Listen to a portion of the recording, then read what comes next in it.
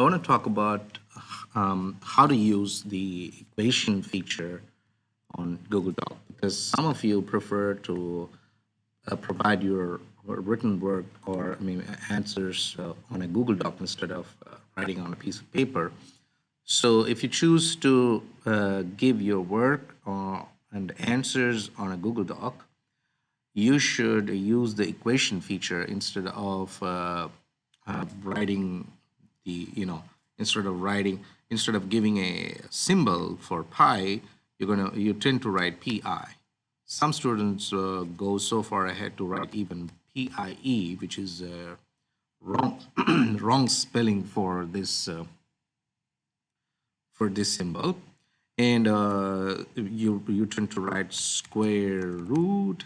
So these are not advisable since we have the equation feature in this Google Doc. So how do I use that? So first of all, let's assume I want to write 180 over pi, okay, or pi over 180. So first I need to start an equation feature and go to this math operations. You have so many things, Greek letters. So all the symbols are here. And then what is this? Miscellaneous operations like multiplication, division, and etc. Infinity symbol is here.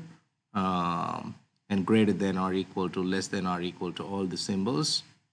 And fractions, square root, nth root, x to the b, x subscript a, and every other symbol, subset, parentheses, square bracket, integral symbol, limits, and arrows over here.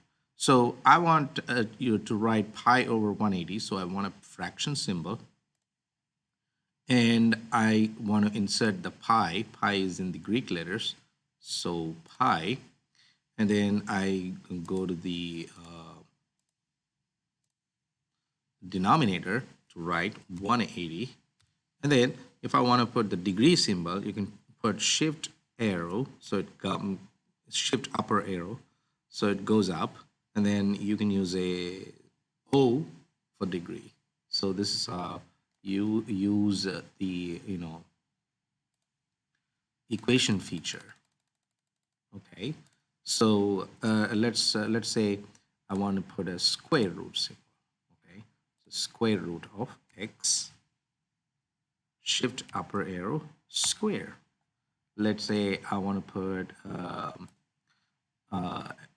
nth root symbol. Okay. So let's say fourth root of x, y, shift upper arrow to the fifth. Okay, so you can write anything, pretty much anything regarding math and science on Google Doc using this new equation feature.